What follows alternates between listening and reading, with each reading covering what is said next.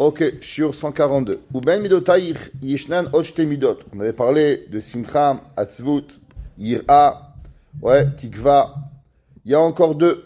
Gvurat alev, verakut alev.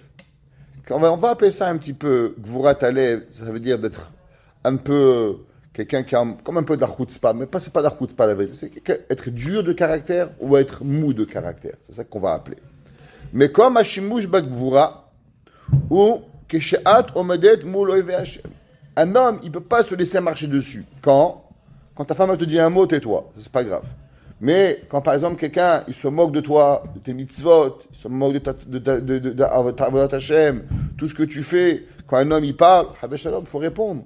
On ne peut pas laisser parler du mal d'Akadosh Baruch Hu, on ne peut pas laisser parler du mal de la Torah. Faut répondre. Et là, même s'il fait mincha, il se met debout, les gens se moquent de lui, dans un avion, c'est pas important quoi. Habé Shalom, la kippa, pas enlever la kippa quand on est avec des goïms ou un couvre-chef. Ils font pas mettre la kippa, mais mettre couvre-chef, on peut pas. Vela mode bechol nisayon, être debout sur toutes les épreuves, qui est dès là, seul raisonnable boreid barach, vel raison hasidav, faire ce que Kadosh Baruch Hu veut de moi. Est-ce que les tzadikim ils veulent de moi? Raison hasidav, c'est les chachamim, c'est les mitzvot qui sont de Horaïta, c'est des rabbanan. Je me rappelle, il y avait un jour un gars à Marseille, il avait honte de se promener avec un loulav. Il disait, ça allait ridicule. Je dis, pourquoi ça allait ridicule? Là, Shalom, on a une mitzvah Kadosh Baruch Hu. Pourquoi ça allait ridicule? Il y avait un monsieur, je me rappelle, le pauvre n'était pas très religieux, il ne pouvait pas marcher avec des baskets, des chaussons comme ça. Il met des chaussures en cuir. Pourquoi? Ah, parce que vous comprenez, c'est honteux avec un costume et une paire de savates. Je dis, mais je comprends ça, c'est la mitzvah. Akadosh Baruch Hu, il veut faire montrer au monde qu'on a peur. C'est le Yom Hadin. Comment on peut ne pas faire? Ça veut dire que la honte des gens, elle est plus importante que Akadosh Baruch Hu. Et ça, c'est mauvais. C'est là qu'on doit avoir un peu de chutzpah. C'est vrai, on ressemble à un clown. Costard, cravate, avec une paire de babouches. C'est vrai, t'as l'air ridicule. Mais c'est ça que Akadosh Baruch Hu, il veut de toi. Pendant Chol HaMoed, tu n'es pas rasé comme il faut. Akadosh Baruch Hu demande de ne pas être rasé comme il faut. Pendant Chol HaMoed, ça c'est le ratson d'Akadosh Baruch Hu. Alors des fois, on a besoin d'avoir ce caractère dur, parce que la société, elle veut de nous quelque chose, et elle va. Moi, je prends toujours les chassidim. Être un chassid, les gens ils pensent c'est rigolo. Avoir des péotes, avoir un chapeau, avoir un beketche, avoir un talit katan dehors, c'est pas facile. Imagine-toi quand tu as un chassid comme ça, il doit aller en voyage, il doit aller pour du business, ou en Chine, je ne sais pas où ils vont, et être habillé comme un chassid. Ça ne doit pas être facile de pouvoir continuer à faire ça à Vodat Hashem. Prends en Israël, ceux qui ont les habits lisibles, ils sont là. C'est pas facile. Il doit avoir un habit spécial, un habit qui peut être ridicule. Ou bien, par exemple, un homme, il a un chapeau pour la tefila, et là, une femme, elle a un foulard. Les femmes qui ne se mettent pas la perruque, qui mettent le foulard, par exemple. Arriver dans un mariage, tout le monde a des cheveux, des perruques. Au Hachem, il y en a qui ont leur minag. Je ne dis pas qu'il faut mettre le foulard. Je dis juste, chacun, il a sa façon de faire. En été, nos femmes, elles sont tsniout, elles sont dans la rue, les gens, il fait chaud, ils sont là, et je me rappellerai toujours. Un jour, je sortais du collège de Skver, il y a peut-être 25 ans de ça. Ici à Montréal. Je sortais du collège, il faisait un été, il devait faire 40 degrés dehors. Et bien sûr, j'étais avec la capota, le chapeau dehors, et je marche pour rentrer à la maison. À l'époque, je ne pense même pas que j'avais de voiture, on avait une voiture, ma femme avait une voiture, je me rappelle même, puis j'avais une voiture. Et je marchais depuis du Rocher jusqu'à chez moi à la maison. Et il faisait une chaleur. Et devant, je passe par une maison, et il y avait deux Québécoises, mal habillées. Monsieur, je ne regarde pas, je la tête. Et en passant, elle me dit, sale juif. Et là, je me retourne, je dis, je suis désolé. Entre vous et moi, c'est qui l'homme qui est le plus humain? Je lui ai dit, moi qui est habillé, ou vous qui n'êtes même pas comme un chien ou un chat? Un chien et un chat, ils ont au moins une couverture sur tout le corps. Vous n'êtes même pas habillé, vous ressemblez plus à un morceau de steak qu'un être humain. Qui entre vous et moi qui est sale? C'est vous ou c'est moi? Ça veut dire que Béhémet, on doit comprendre, un animal à Kajbor où il a couvert. Il a couvert la tête aux pieds pour apprendre à tseni à l'humain. Il n'y a pas un animal qui n'a pas de plumes, qui n'a pas de fourrure. Akashboch où il est habillé. Nous, on est des béné Adam, on doit s'habiller correctement. Alors c'est vrai, s'il fait chaud, le chapeau, la veste, on met la tefila, on met le gartel pour ceux qui le mettent, on arrive avec des chaussures propres, on a devant un Kadosh Baruch où on prie. Des fois, c'est difficile. Mais c'est ça, avec ça, on a cette ose, cette dureté. Avec quoi on fait? Tu te promènes, te promènes ma mère elle m'a raconté, elle est partie amener ses élèves en classe, et là, ils sont arrivés devant une plage, parce qu'il n'y avait personne encore. Ils étaient devant des rochers. Est-ce que vous allez nager? Il y a eu peur qu'ils nagent tous habillés. Non, on ne va pas nager, monsieur. C'est qu'un gars, il ne peut pas comprendre. Tu arrives devant la mer, tous débattent Israël, et sont tous habillés. Tu vas pas nager. Ils ne comprennent pas qu'est-ce que tu veux. C'est pas normal. C'est pas l'heure de nager. Vous êtes en costume cravate, vous allez bonzer. Matin aussi. Enfin, c'est ça, là, Am Israël. Am Yehoudi. Et on a besoin de cette force. Parce que des fois, ce trait de caractère, si on est trop souple, on peut tomber, chas v'shalom. Et il faut avoir cette dureté pour maintenir. Que Moshe Katouf, qui alecha oragnu kol hayom. David Amelech, il dit, à toi, Kadosh Baruch Hu, on a tenu et on s'est fait tuer. Kadosh Baruch Hu, David Amelech, il imite Nabé. Combien de juifs à travers le temps, ils se sont tués pour Kadosh Baruch Hu?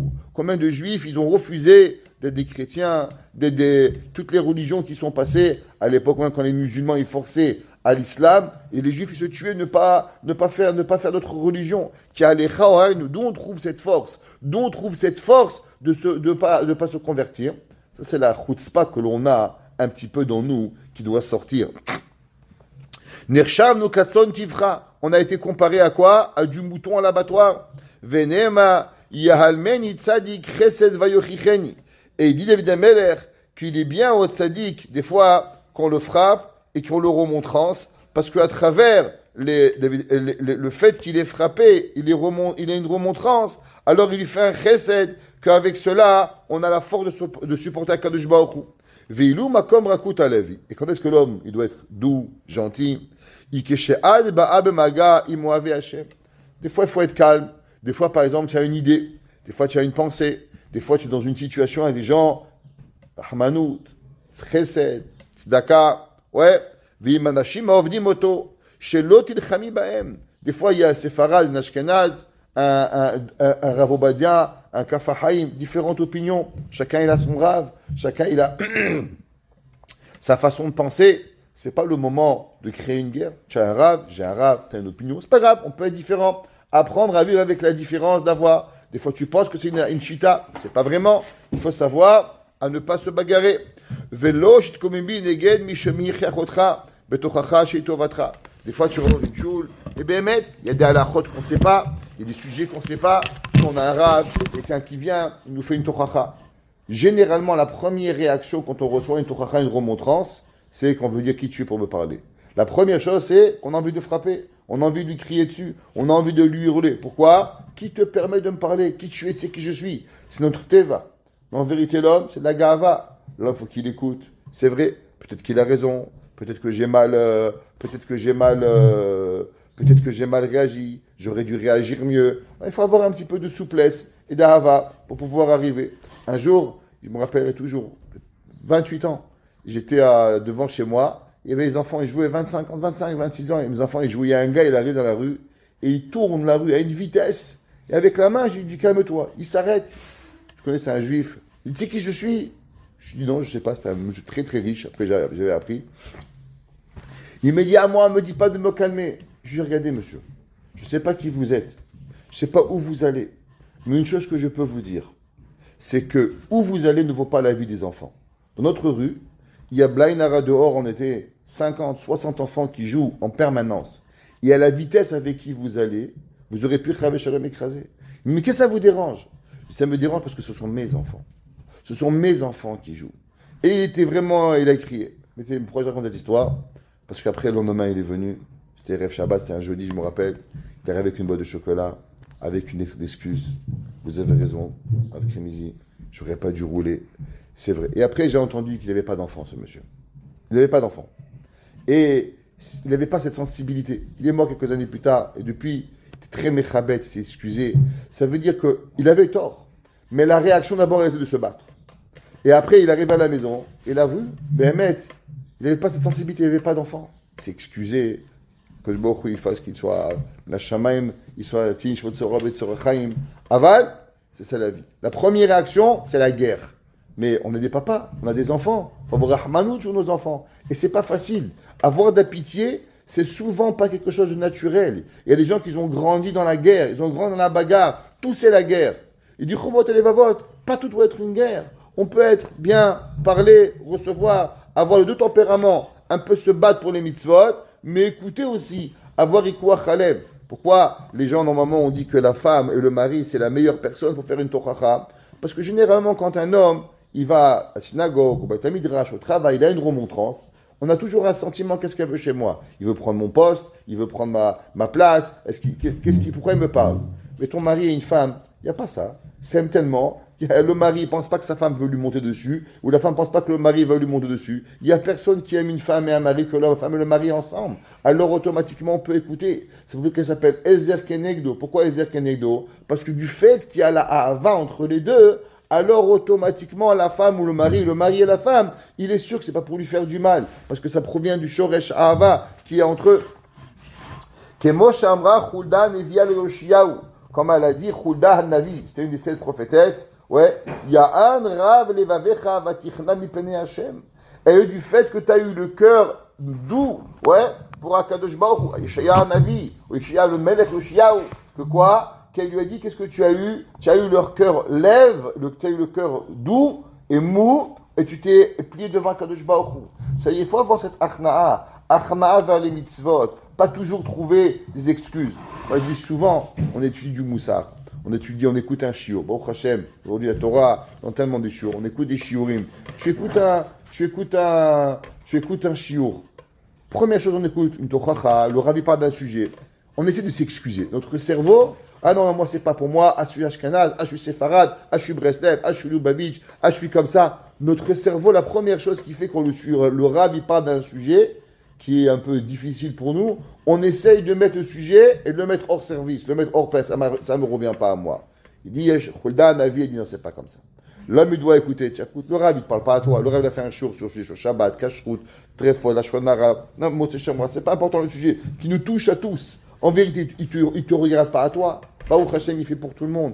Essaye de prendre le sujet et de l'appliquer à toi-même. Pour ça, il faut avoir Raha Levav. Il faut être mou dans le cœur pour que la personne elle puisse écouter, puisse comprendre, puisse laisser pénétrer les mots qui arrivent d'entre nous.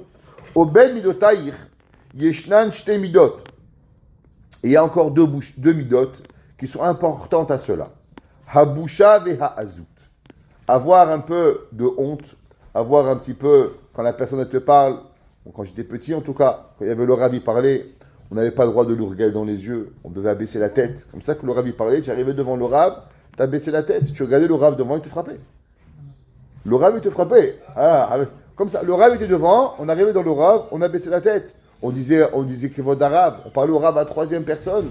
Le rab, c'est un rab, on avait la directrice d'école, je me rappelle, on arrivait, elle était là, on avait une achna'a. Aujourd'hui, tout le monde te parle comme si c'est ton copain. Je suis ton copain, j'ai élevé les vaches avec toi, moi. Moi, je suis pas ton... Ben, il y a une distance. Comment on est? On raconte que Rav Moshe Feinstein, un jour, il a dû parler au Stapler. Rav Moshe Feinstein, à l'époque, avoir un rendez-vous téléphonique, c'était pas comme maintenant. Tu lèves le téléphone. Le Stapler, Rav Moshe Feinstein, il a mis le costume du Shabbat. Il a mis le costume du Shabbat pour parler avec le Stapler. Je connais des gens, quand leur rave, il les appelle, ils se mettent debout, ils mettent le chapeau au téléphone. Pourquoi? Parce que c'est le kavod du Rav. J'ai eu le plaisir de parler avec Rav Shmuel Alevi Vosner un jour au téléphone. On avait une grande sheila. J'étais avec Rav Vosner, on se me rappelle. Il nous avait donné rendez-vous à 5h du matin, heure israélienne. 5h du matin, heure israélienne. Alors, il s'est levé. Et je me rappelle, le Rav Vosner l'a appelé au téléphone. Et je me rappelle que le Rav Vosner et moi-même, et le Rav Vosner était debout au téléphone, avait mis le chapeau, il avait mis le gartel. Il m'avait demandé d'être debout pour pouvoir parler au Rav.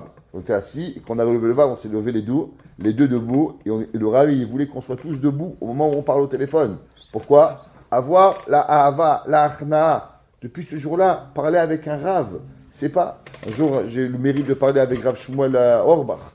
C'était Gadolador. Je me rappelle, c'était sur la route du Nord, et un jour, il m'a appelé. J'arrivais pas à croire qu'il m'appelait. J'ai arrêté la voiture en plein milieu du Nord, sur le bas-côté, je me suis levé. Irat Shamaim. Le rabbi t'appelle, Gadolador il t'appelle, Shmuel Orbach, on se met debout et on est là. Je me rappelle mes enfants, des années, ils se rappellent, papa, tu te rappelles quand le rabbi t'a appelé, t'as arrêté la voiture? Un enfant, il doit savoir. Il ne peut pas avoir comme ça, c'est pas un copain, pas ta copine la Mora, pas ta copain le Moré. Un gars qui t'apprend la Torah, même un prof de français, un prof de mathématiques. Moi, je me rappelle, on arrivait en classe, on portait le cartable de la Morée ou de la Mora, on lui portait son cartable. Le Rav, on lui lavait la voiture, à Pessah. On lui nettoyait sa voiture pour que ça soit propre pour lui. Avoir ava, ira, ça c'est boucha. Avoir un petit peu la bouche. Aujourd'hui, tout le monde il est copain avec tout le monde. C'est pas bien. Il faut garder ce concept-là. On n'appelle pas les gens 3 heures du matin, 4 heures du matin. Ils sont incapables de s'arrêter. Ils textent les gens. Hé, le gars, il a une famille, il a des enfants, il a des petits-enfants, elle a un mari. Un peu de respect quand tu appelles. Je me rappelle quand j'étais jeune, on n'appelait pas le téléphone en l'heure du souper. On n'appelait pas le téléphone. Pourquoi? Parce que garder l'heure. Aujourd'hui, il n'y a plus d'heure. Allez, on fait n'importe quoi. On dit à tout le monde. Tu peux pas. Hier, quelqu'un, je rentre à la maison. 6h30. Femme me sert à manger. Quelqu'un, il appelle. Oui, mon mari vient d'arriver. Oui, je dois lui parler. Ah, il dit, non, ça ne peut pas attendre. Ah, vraiment, ça ne peut pas attendre. Non. Je dis, il va vous rappeler dans 10 minutes. Non, non. Mais une question tellement bête. Ma femme m'a dit, mais comment c'est possible qu'une personne, elle appelle un rave, elle dérange la femme du rave, elle dérange le rave, mais pour quelque chose de bémet, ça pouvait attendre dans une semaine. C'est pas demain matin. La question pouvait attendre dans une semaine, il n'y aurait eu aucun mort. Il n'y avait rien, il n'y a pas au Hachem. Je dis à ma femme, le problème c'est que les gens, ils n'ont plus l'habitude qu'on leur dise non. Les gens peuvent plus attendre qu'on leur dise 2 minutes, c'est pas possible. Le gars, il veut manger, il passe par le drive-thru, il a le sandwich. Il veut avoir quelque chose, il appelle sur Amazon, il paye Prime, il est livré dans la journée qui arrive. Il ne peut pas supporter qu'on lui dise attends. Le monde a créé des gens qu'on ne peut plus supporter, qu'on nous dit attends.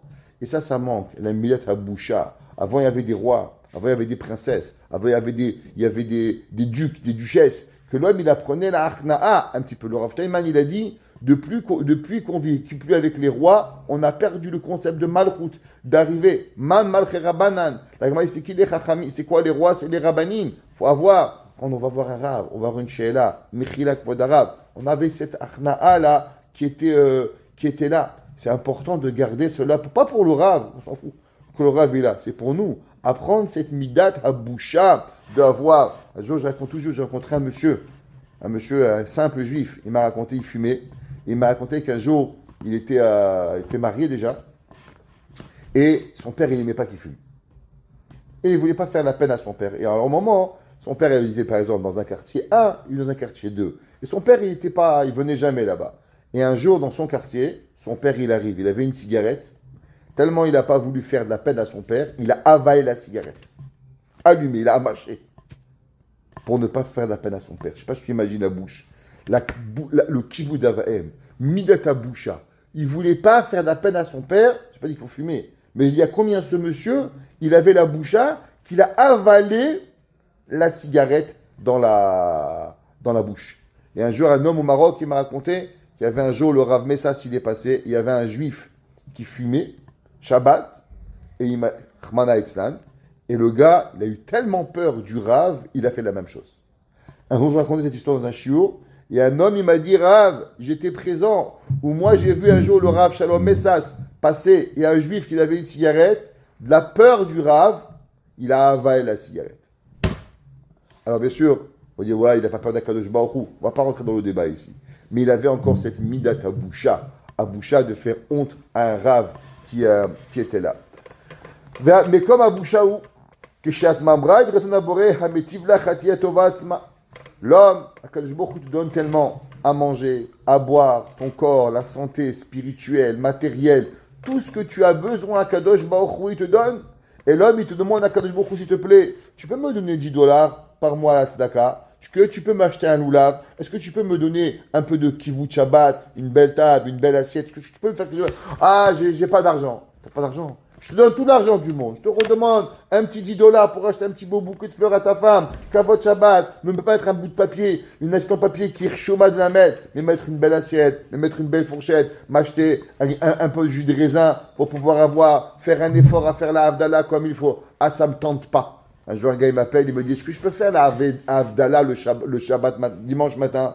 Je dis, pourquoi dimanche matin? Il dit, ça ne tente pas de la faire samedi soir. Comprenez, boire un petit peu de jus de raisin, ça ne me tente pas le samedi soir. Je dis, mais est-ce qu'on fait ça parce que ça ne tente pas? Une mitzvah, ça nous tente, une mitzvah. L'homme, il doit courir vers une mitzvah. Parce que c'est pas tenter la mitzvah. L'homme, il doit courir pour aller à la mitzvah, de pouvoir y arriver. Les juifs, j'ai écouté, un jour, quelqu'un a fait un témoignage. Il dit, qu'est-ce qu'ils ont fait, la majorité des juifs religieux, le jour où Auschwitz a été ouvert? Tu sais qu'est-ce qu'ils ont fait? ils ont tous fait la queue pour mettre les téfilines. Tout le camp cherchait une paire de téfilines et ils ont mis la queue d'heures pour pouvoir mettre les téfilines. Tu vois, quand on entend ça, quand ça s'était libéré le camp d'Auschwitz, qu'est-ce que les Juifs, ils ont couru pour? Ils ont couru pour aller mettre les téfilines. Les Allemands, les Russes, ils leur criaient, partez! Et attends, les téfilines. Comprenez pas. Pourquoi vous restez en queue? Vous n'êtes plus esclaves, vous n'êtes plus en camp, plus prisonnier. Et oui, mais téfilines. J'entends ça. Ça s'appelle Achna'a, Boucha, Eme HaKadosh Baruch Hu. ובעוד שהוא מוכיח אותך על ידי יהודיו הטובים והרעים ועל ידי תוכחות נביאיו. On étudie la Torah, les Nevi'im, les Ketuvim, les Chachamim, les Shiurim, on lit Yeshaya, Yirmia, Habakkuk, tous les Nevi'im ils sont là, et on doit écouter ce qu'ils parlent, comment ils parlent de nos Tochachot. Comme שכתוב Ben Adam, c'est marqué dans Yecheskel Navi, Adam toujours il parle Ben Adam. Humain, הגל את בית ישראל, את הבית, ויקלמו את מעוונותיהם. Il dit le Navi, ouais, regarde en bas, Todiel Lahem, Kama Mefua, Verachav, Yebetamid Hashtishi. Akadosh Baruch Hu, il a prophétisé à Yecheskel, le troisième temple. Et on doit savoir comment ça va être beau.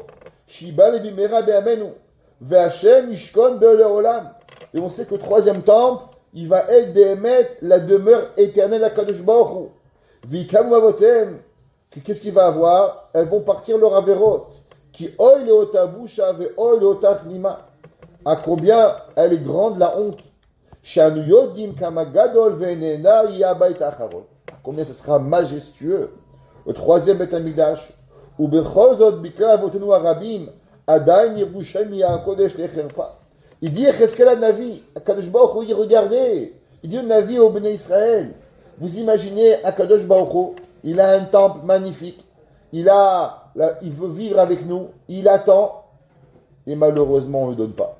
C'est comme un papa, il s'est acheté l'anniversaire de son fils, il est parti lui acheter une bicyclette, un cadeau incroyable, il dit à son fils, voilà mon fils, aujourd'hui sois gentil à l'école, je suis sur la bicyclette, et la bicyclette elle est là, il a payé une fortune, elle est dans le garage, et tout le jour l'enfant il arrive avec un pantalon déchiré, et il s'est bagarré, et il s'est renforcé de la classe, et il a fait ci, et le papa il attend jusqu'à un jour de bien.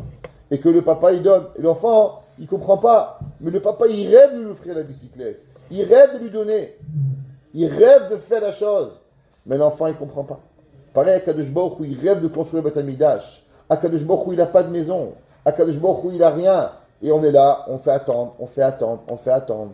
Il dit, Yecheskel Navi, est-ce qu'on comprend un peu la honte que Kadosh Baruch Hu, il a, Behemet? V'chodosh, évidemment, que Beth Hamikdash, Behemet, Kuluchichav, V'eno boucha uchlima idolamisé. Et la plus grande honte, c'est qu'on n'a pas donné à Kadosh Baruch Hu sa maison. Venemar Elohai boshti. Mon Dieu, il dit Ezra, boshti, c'est ma honte. V'nichlamti le'arim Elohai. Elohai penelaich. Ki avotenu rabba lema la roche, vashmatenu gdala ad hashamayim. Il dit, le verset à combien elle est grande, notre honte, elle arrive jusqu'au ciel. On sait que l'homme, il doit avoir la boucha. C'est marqué dans les Sfarim que le Shabbat, c'est les mêmes lettres que Bochet. Shabbat, Bochet. Pourquoi? À cause que le Shabbat, en vérité, c'est le moment où l'homme il a la achna. Il doit avoir de la boucha. L'homme, il est dans le respect. Pourquoi? Et je vais expliquer. Quelle est la boucha? La boucha, c'est la restriction. La boucha, c'est quand l'homme, il ne se permet pas de dire ce qu'il veut. Tu arrives devant un juge, tu dis pas, hey, madame, je fais ce que je veux. Dis-moi, tu fais ce que tu veux, tu vas en prison. Non, c'est limité. Devant un policier, tu n'insultes pas le policier. Tu insultes, tu finis avec des menottes, tu vas en prison. Qu'est-ce que c'est? Le moment où l'homme, il est restreint dans ses actions, qui ne se permet pas de faire ce qu'il veut, alors automatiquement, il a de la honte, il a de la boucha. Ouais, ça c'est la vie. Devant tes parents, ton père, il fait quelque chose que tu ne veux pas, tu ne dis pas, avec beaucoup de respect. Ta mère, ta femme, ton rabbi, les gens avec qui tu travailles, ton associé, il fait quelque chose qui ne te plaît pas, mais tu sais que tu as besoin de lui, ou il a besoin de toi. Ensemble, il y a un certain respect mutuel qui est là. Il y a une honte. Un gars qui se permet de crier sur tout le monde, c'est pas une bonne personne. Ils ne vont pas travailler avec lui. Donc, plus l'homme, il se restreint de ce qu'il fait, et plus il lui vient chez lui quoi? La honte. C'est quoi le jour où chacun de tes mouvements, il est calculé? Shabbat. Est-ce que tu peux ouvrir le frigidaire? Est-ce que tu peux le fermer? Est-ce que tu peux porter? Tu peux pas porter. Tu peux manger? Tu peux pas manger. Borer, bichoul, tzad, me'amer. Chacune de tes actions, zoréakot, ser, me'amer. Chaque chose que tu fais, elle est contrôlée. Et du fait qu'elle est contrôlée, qu'est-ce que ça amène à l'homme? Ça amène à l'homme midat habusha. C'est pour ça que c'est marqué dans les Rouchalmi, dans PA, marqué dans Chazal, que qu'est-ce qui se passe si un homme, le jour du Shabbat, même à l'époque, il y avait les Maasrot, Trumot ou Maasrot. C'est marqué dans les Sfarim et dans l'Alacha que qu'est-ce qui se passe? Un homme qui était à Maaretz à l'époque, mais le jour du Shabbat, il te donnait à manger. C'est marqué que le jour du Shabbat, on n'était pas Rochesh qui donnait quelque chose de pas Meoussar. Pourquoi? Parce que le Shabbat, il amène à l'homme la boucha. Et du fait qu'il amène à l'homme la boucha, parce que chacun de ses actions, elles sont contrôlées. Même ce que tu parles, dimanche, tu parles de tennis, qui a gagné à Roland Garros, ça va, ça passe. Shabbat, Shalom, c'est pas intéressant. Est-ce que c'est l'OM ou le Paris Saint-Germain? C'est pas intéressant. Le dimanche, c'est très intéressant. Shabbat, Manaïtznan, qui sait qui a de parler de ces bêtises-là qui va arriver? Le Canadien ou je sais pas, ou Toronto, ok, je connais pas leurs équipes, mais ce qui n'est vraiment pas intéressant. Alors qu'est-ce qui arrive? Ça, c'est même ce que tu parles le jour du Shabbat. Et ça, c'est la boucha. La boucha, c'est d'être contenir à chaque pas, à chaque geste, à chaque pensée que j'ai, d'émettre, de réfléchir. Veilou makom midat ha'azut. C'est quoi là, un peu la chutzpah? Keshiesh lochiach et hareshaim, uba la averot ve'acholkim ala emet. Bien sûr, il y a des gens avec qui il ne faut pas parler. Par contre, il y avait une fois une histoire. Il y avait un âne et un tigre. Ils se sont bagarrés. Qu'est-ce qui s'est passé? L'âne, il a dit, l'herbe, elle est bleue. Le tigre, il a dit, mais de quoi tu parles? L'herbe, elle n'est pas bleue. Le gazon, il n'est pas bleu. Il est vert. Il dit, je te dis que le gazon, il est bleu. Et l'âne, il dit, le gazon, il est bleu. Et le tigre, il dit, mais tu es vraiment un âne. Tu dis que le gazon, il est bleu. Le gazon, il est vert. Le l'âne, il dit, regarde, pourquoi tu ne veux pas m'écouter? C'est qui le Melech? C'est qui le Melech de la forêt? C'est le lion.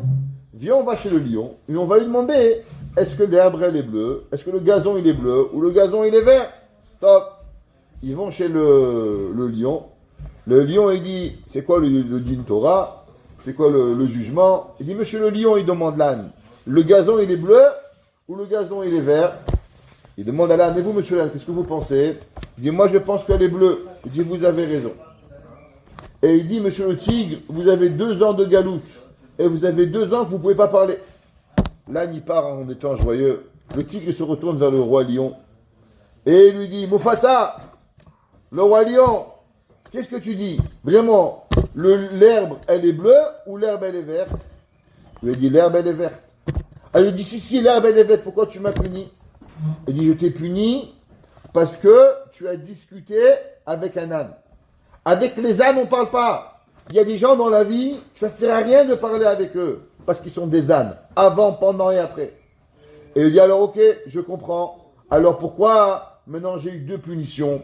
Un que je dois m'exiler et un que je ne dois pas parler pendant 2 ans. Il dit, un, parce que tu parles avec les idiots. Il y a une punition. Et la deuxième, c'est que tu as eu besoin de déranger le roi dans une discussion d'âne. Alors tu as une deuxième punition. Le machal, il est quoi? C'est qu'en vérité, il y a des gens avec qui il ne faut pas parler. Pourquoi il ne faut pas parler? Parce qu'ils ne vont jamais t'écouter. Ça sert à rien. Mais il y a des gens, des fois, on doit parler, faire une tochacha. C'est pas difficile, c'est pas toujours facile de faire cette balance, quand parler, quand pas parler. Mais bien, des fois, il faut le faire, il faut parler, savoir le émettre. Ou que shiesh et savol ta'ar chesed. Des fois, le rab doit parler, il y a des choses, quoi faire, quoi pas faire, qu'est-ce qui arrive. Pas longtemps, un jeune homme, il est rentré ici, un petit garçon, il a renversé du café dans tout le Beth Midrash. La vérité, on venait de faire le nettoyage, mais ça m'a dérangé une chose. Ça m'a dérangé comment un enfant, il a cette chutzpah de venir servir et salir le Makom Hashem. Comment c'est possible qu'un garçon va prendre du café et renverse dans tout le Beth Midrash? Pour moi, c'était pas l'argent. Ça a coûté $100 de nettoyer. Mais Bémet, c'était pas les $100. Bémet, ce qui m'a tué, c'est comment un enfant de la yeshiva, il peut faire ça. Et après, j'ai vérifié les caméras. Baruch Hashem, c'était pas nos enfants d'Aïshiva. C'était quelqu'un de notre choule. Mais j'ai appris que chez ses parents, ils parlaient beaucoup de mal de la Torah. Alors ça m'a fait du mal qu'un enfant, il n'a pas eu de respect. Baruch Hashem, j'avais peur que ce soit nos enfants d'Aïshiva. Baruch Hashem, c'est pas ça. Mais quand même, ça m'a détruit. J'étais au téléphone avec un ami, il me dit, Sramir, c'est pas bien. Je dis non, je suis pas bien. Il m'a dit pourquoi? Je lui dis regarde ces photos. Mais j'arrive pas à imaginer qu'on a pu détruire un Beth Midrash, qu'on a pu salir Makom Hashem. L'homme, il faut parler. Il faut savoir comment le papa il rentre à la yeshiva, comment le papa il rentre au kollel, comment le papa il parle à la Torah, comment on rentre à la maison. Si un homme il parle de Kavod à Torah, parle de moi, tu sais faire Torah. Alors automatiquement, les enfants. Mais quand le père, il arrive en short et en babouche, il est là, alors automatiquement, il n'y a pas de, il peut pas avancer, il peut pas grandir. Ou keshesh, les hazir otam, mais asot avel, de faire des erreurs. Et ça, c'est une erreur. J'ai dit au père, vous devez payer le nettoyage. Il dit, ouais, pourquoi? Je lui ai dit, parce que vous ne comprenez pas. Parce qu'aujourd'hui, il verse du café, demain, il se mariera avec une Goya. Un homme qui est capable de salir, s'il ne voit pas son père et sa mère lui parler, il y avait 2 enfants. Un Béhémet, il a parié et nettoyé. L'autre, il n'a pas voulu écouter. Le Yatzini Menu d'Avar Gadol. Pourquoi? C'est trop grave ce qui se passe. Et on ne peut pas se taire. On ne peut pas se taire au Chilou Lachem Nora de ce qui arrive. Ou les Vaesh Tachotim. Et des fois, il faut venir. Ben, attention, comment on peut parler avec mon enfant? J'attends rien du tout. J'ai un enfant, il doit comprendre. Si j'étais pas à la VD, j'étais à New York. Mais si j'avais été là, j'aurais amené le père et la mère et l'enfant, j'aurais fait nettoyer eux-mêmes. Pas parce que j'ai besoin. Pour qu'ils comprennent qu'est-ce que c'est la Havla. Et des fois, il faut parler.